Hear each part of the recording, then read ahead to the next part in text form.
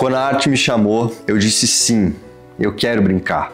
Eu quero participar dessa brincadeira maluca que é o audiovisual, a atuação, o teatro, a vida artística. Oi, eu sou o Gabriel Milani. Meu primeiro contato com a arte foi quando eu tinha 10 anos de idade. Eu comecei a fazer publicidades para diferentes marcas do mercado, mas a minha história com a arte, na verdade, veio um pouco antes. Que minha avó, ela é musicista, ela toca piano e desde pequenininho eu já tive essa influência dela pra música. Sempre fui uma criança muito espoleta, muito atrapalhada e risonha. Então eu sempre gostei de encenar e de sair correndo, de brincar. E eu decorava todos os jingles de comerciais que tinham na época. Então, acho que foi um pouco disso também, essa evolução e essa facilidade que eu fui tendo com publicidade logo no começo. Mas, de fato, a minha entrada foi por conta do meu irmão, que na época tava testando para fazer uma campanha para uma pomada super conhecida no mercado, aquela.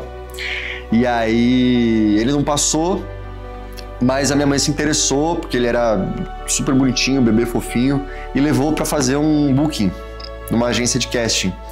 E aí eu fui junto no dia.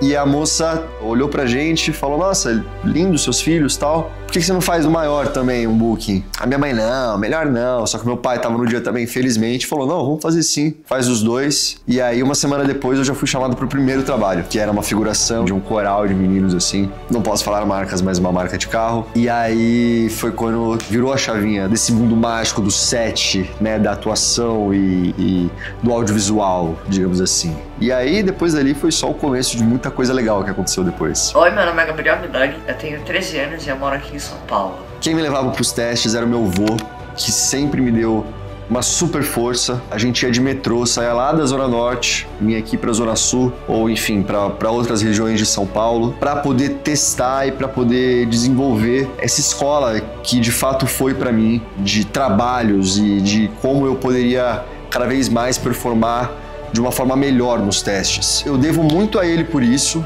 Ele fazia assim, das tripas coração, sempre tudo que podia pra gente não perder nenhum teste, ele fazia. Claro, minha mãe, ela me levou em alguns trabalhos também, meu pai, acho que todos eles tiveram um pedacinho específico nesse desenvolvimento, mas o meu avô realmente ele se dedicava muito. E até em momentos em que eu não queria ir para os testes, ele falava: não, vamos lá, se dê essa chance, se você não passar, pelo menos vai ser mais um que você aprendeu e você vai ficar um pouquinho melhor. Então essa vivência do meu avô foi muito importante para mim. Ele que estava ali comigo como minha dupla. E eu confesso também que foi muito difícil depois, quando eu fiquei maior de idade, que aí eu não levava ele mais para os trabalhos. Inclusive eu viajei para Curitiba para fazer um comercial daquela marca de peru natalino, comercial de Natal. Eu era o protagonista em 2019, só pesquisar aí depois. E eu fui pra Curitiba, passar uma semana lá, gravar por lá, e ele não foi, ficou super chateado. Mas eu falei: poxa, avô, agora eu sou de maior, eu não tenho mais como te levar. Então, infelizmente, você vai ter que assistir só na TV agora. Mas ele fica super feliz e fica super contente que pôde me ajudar, né, a começar essa história que tá evoluindo para tantos lugares até então inimagináveis, né?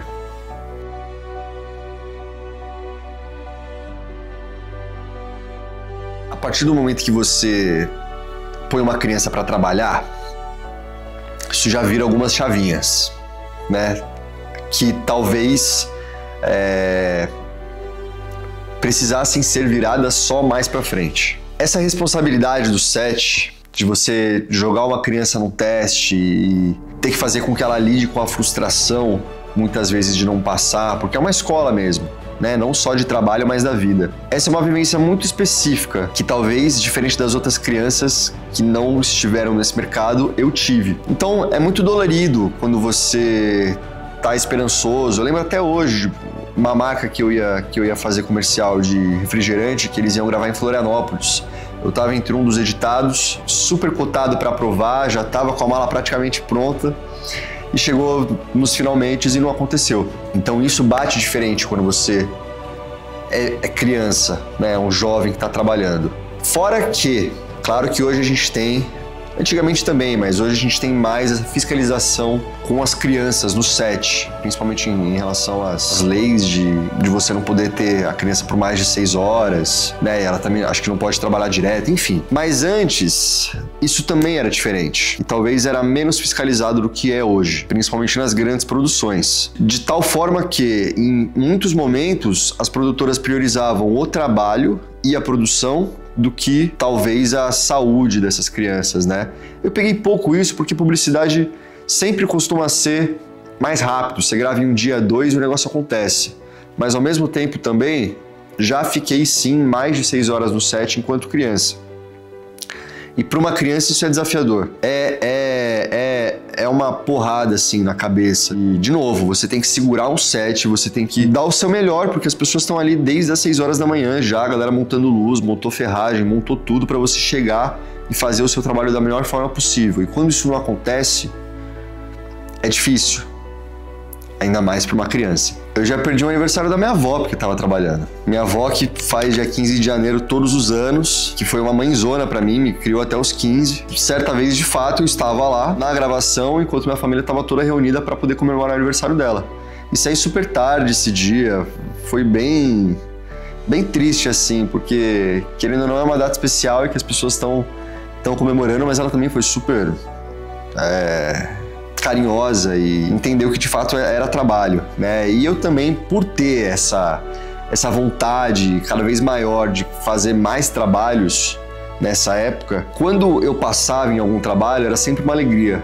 Então, por mais que tivesse esse evento super importante, que é muito sério para nossa família, né? Uma reunião de família, ela também entendeu que estava tudo bem, que calhou de acontecer da gente, no mesmo dia, bater as datas. A transição da minha infância para a vida adulta, ela foi muito desafiadora no sentido profissional, porque a gente entra numa época ali, principalmente dos 16 até os 18, que não aparece trabalho, porque você não tem nem cara de criança, mas também você não é maior de idade para poder fazer os trabalhos de adulto, né? E aqui a gente tem uma questão muito séria com o menor de idade, que tem, além das regras de limite de tempo no set, você também tem uma série de questões jurídicas, burocráticas, que quando você é adulto, depois dos 18, já não acontece. Então, muitas vezes, os atores escolhidos, sei lá, para fazer um papel de 16, 15, 16 anos, eles pegam maiores de idade justamente por conta dessas questões burocráticas. Por conta disso, eu fiquei uma época sem trabalho.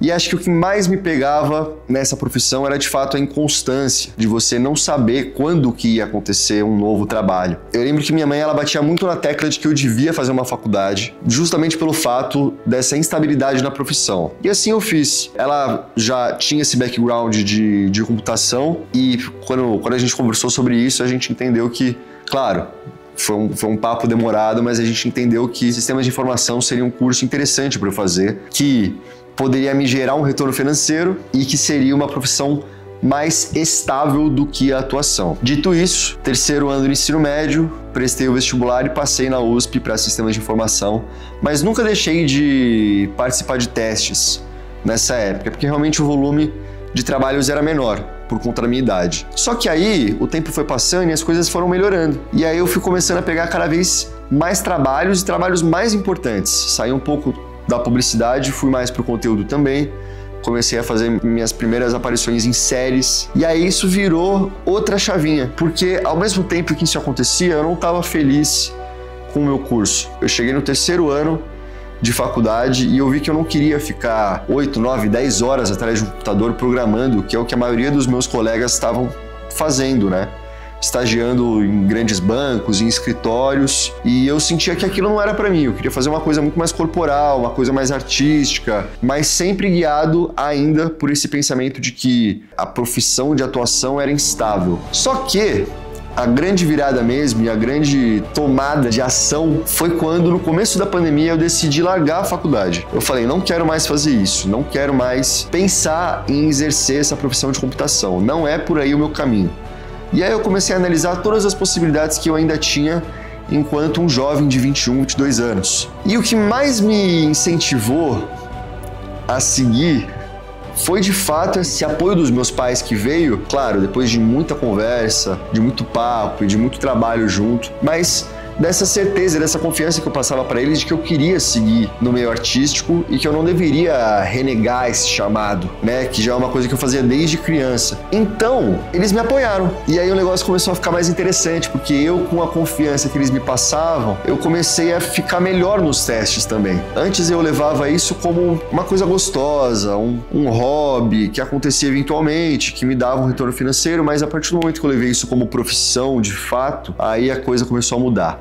E aí eu comecei a entender os métodos que eu poderia usar para virar essa chavinha e melhorar as minhas chances de aprovação nos trabalhos. E assim foi, e assim aconteceu. E felizmente as coisas deram certo. Estar em uma novela da Globo, para mim, significa a realização de um sonho. É a manifestação de tudo que um dia eu já pensei que poderia acontecer de melhor para minha carreira. E eu acho que é muito bonito quando eu paro para pensar no que rolou e como foi essa trajetória, como foi esse caminho, até de fato pisar pela primeira vez num set, num estúdio da Globo. Esse processo todo ele é muito gostoso, ele é muito natural, porque ele veio também de um posicionamento, né? de uma atitude de realmente perceber que se eu não me jogasse de cabeça, talvez as coisas não dessem certo, mas se eu tivesse muita fé, muita esperança e trabalhasse da forma que eu poderia ali, em algum momento a oportunidade certa ia aparecer e eu ia fazer valer a pena.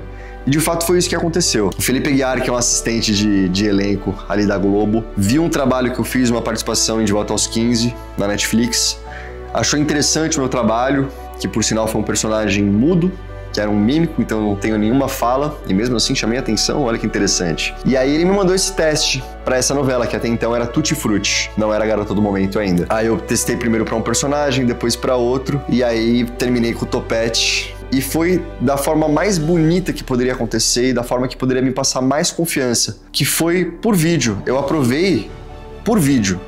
Eu mandei o meu vídeo e aí depois contaram essa história pra mim, que meu vídeo tava meio perdido ali no baú, tipo, meio guardado entre os que não seriam selecionados, e aí a assistente de elenco, a Juliana Coutinho, ela pescou, quase como se fosse um chamado mesmo, assim, ela pescou no meio de tantos e viu, e achou interessante o meu monólogo, e aí calhou que os caras aprovaram já direto por isso. Eu lembro até hoje como foi a minha reação quando eu descobri que eu passei em Garota do Momento. Era dia 8 de março, super emblemático, e eu estava em casa, já tinha mandado o teste, mas aí eu recebi essa mensagem da Letícia Naveira, produtora de elenco da Globo. Ela mandou algumas mensagens, primeiro se apresentando: "Oi, sou Letícia Naveira, sou aqui produtora da Globo", e aí logo em seguida ela mandou um áudio. E nesse áudio ela falava: "Gabriel, parabéns, você foi aprovado, a gente adorou seu teste, adoramos seu trabalho, já falamos com dos departamentos, então tem o departamento artístico, enfim. Mas o que mais me deixou feliz foi que eles gostaram de uma coisa que eu produzi em casa, na essência, no quarto da minha mãe. Então, pensar que isso poderia ter acontecido de tantas outras formas diferentes e aconteceu justamente da forma mais simples e fácil possível. Veio naturalmente. E quando veio, o negócio aconteceu. E eu lembro que nesse momento eu comecei a chorar muito, mas assim, chorava, parecia uma criancinha chorando. E aí eu agradeci a Letícia pela oportunidade, falei pra ela que ia dar o meu melhor, e nisso eu já liguei pra minha mãe e pra minha avó, chorando. E elas não sabiam do teste. E aí eu falava: "Mãe, eu tô na Globo, mãe." "Mãe, eu tô na Globo, vó, eu tô na Globo." E elas: "Mas como assim você tá na Globo?" "Não, eu fiz um teste pra uma novela das 6 e eu passei, mãe, eu vou fazer novela." E aí foi um chororô que só, e foi a certeza e a confirmação de que tudo que aconteceu até então valeu a pena. Valeu a pena ter coragem de abandonar uma faculdade, valeu a pena ter coragem de seguir uma carreira que de fato é instável, mas que não é impossível. Essa é a graça, não é impossível se você acreditar de fato. Isso pode parecer um pouco clichê, mas o primeiro passo para dar certo é acreditar e ter essa fé, ter essa esperança. Então acho que foi de fato a realização máxima assim até então da minha carreira, e descobrir essa notícia foi muito único, foi um momento muito especial na minha vida. Logo depois a gente teve uma oficina com todos os atores, alguns já estavam aprovados assim como eu, e outros ainda não. E foi uma experiência maravilhosa, porque ao mesmo tempo em que eu tive uma formação muito grande na pele de atuação, aquilo lá não parecia com nada do que eu já tinha feito antes. E eu tava lidando com grandes nomes do mercado que já fazem novela, série e filme há muito tempo. Eu comecei na publicidade, fui fazendo publicidade, mas a gente sabe que é um segmento um pouco diferente do conteúdo de fato. Então, eu só levantei a cabeça, falei, estou aprovado, vou dar o meu melhor aqui, vou fazer o meu nome aqui, vou fazer o negócio acontecer. E de peitão aberto mesmo, me joguei lá no meio dos medalhões da galera que realmente faz isso há muito tempo e com muito brilho. E eu acho que o que eu mais tinha de recurso ali na hora era a minha cara de pau mesmo e a vontade de querer chamar atenção e querer fazer por onde, digamos assim, sabe? Realmente querer trazer esse foco para esse personagem, para esse ator que até então estava lidando com o maior desafio da sua carreira. Eu gosto muito de uma frase que diz que a vida não é feita de trilhos que são bem demarcados, assim como passa o trem, mas na verdade de trilhas que você tem que ir descobrindo e desbravando um passinho após o outro. E eu acho que o nosso meio da atuação é muito sobre isso também, sobre você fazer contatos, melhorar a sua performance nos trabalhos, dar a cara a tapa, porque de fato a nossa profissão é muito sobre isso, sobre você ser sim a pessoa que é o cara de pau, que vai chegar lá e vai bater no peito e vai falar, não, pode deixar, eu vou fazer isso. Precisa imitar uma galinha? Eu posso imitar uma galinha. Precisa, sei lá, tocar violão? Eu posso tocar violão, tá tudo certo. E fazer isso de uma forma que seja interessante, que seja engraçada muitas vezes, ou dramática também. Mas eu acho que essa transição e de fato, o momento em que as coisas começaram a dar certo foi quando eu me posicionei e falei, é isso que vai acontecer. E se tem pessoas que fazem dar certo, por que eu que tô há tanto tempo fazendo tanto teste, já fiz trabalho para tanta coisa, por que logo comigo o negócio não poderia acontecer? E de fato está acontecendo. O que eu diria para minha versão criança, com a cabeça de hoje, é principalmente para seguir em frente. E aí seguir em frente com coragem, com atitude, com pé na porta, com vontade de fazer acontecer. Porque o que me tirava e o que não me colocou, talvez, com mais profundidade, com mais intensidade nesse mercado antes, foi de fato o medo. O medo de achar que as coisas poderiam não dar certo. Mas se a gente se leva por esse medo, a gente esquece justamente as possibilidades em que o negócio pode acontecer. E essa aqui é a beleza um pouco da vida. Então acho que eu tentaria passar um pouco dessa visão pro meu criança, né, que ainda muito imaturo, mas também muito espoleto e que tem a mais pura essência do que eu sou hoje, que foi essa criança divertida, essa criança risonha, que era engraçada, que gostava sempre de levar a vida com leveza e com humor, né, e eu acho que conforme você vai crescendo, o coração ele vai endurecendo um pouquinho por causa da vida adulta e dos boletos, de todas essas coisas que a gente tem que lidar assim também. Mas ao mesmo tempo, graças a essa criança que eu posso cultivar essa essência da arte e da brincadeira e do que eu mais gosto de fazer, que é de fato brincar. É me permitir fazer de conta, que é também a essência da nossa profissão, né, da atuação. Então, siga em frente, pequeno Gabriel, que você vai chegar em lugares muito malucos que você nem imagina.